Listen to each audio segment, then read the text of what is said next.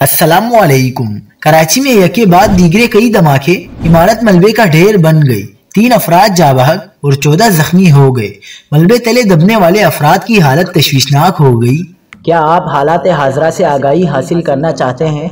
खबर के पीछे छुपे असल हकाइक जानना चाहते हैं तो अभी सब्सक्राइब कीजिए जिलमिल पाकिस्तान को और साथ ही घंटी के निशान पर क्लिक कर दें।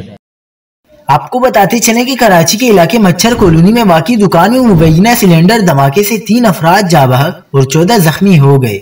एक सिलेंडर फटा तो दुकान में रखे दीगर सिलेंडर्स में भी धमाके हुए। पुलिस के मुताबिक वाकया मच्छर कॉलोनी के इलाके में पेश आया, जहां से मुबैना सिलेंडर धमाके के बाइस 3 मंजिला इमारत मुतासिर हो गई। रेस्क्यू जराई के मुताबिक मच्छर कॉलोनी में वाकई इमारत के अंदर सिलेंडर फटने से धमाका हुआ और इमारत गिर गई। एसएसपी केमाड़ी आरिफ असलम का कहना है कि 7 से 8 अफराद मलबे की जद में आकर जबकि दीगर झुलसने से जख्मी हुए। धमाके के फौरी बाद 3 मंजिला इमारत गिर गई।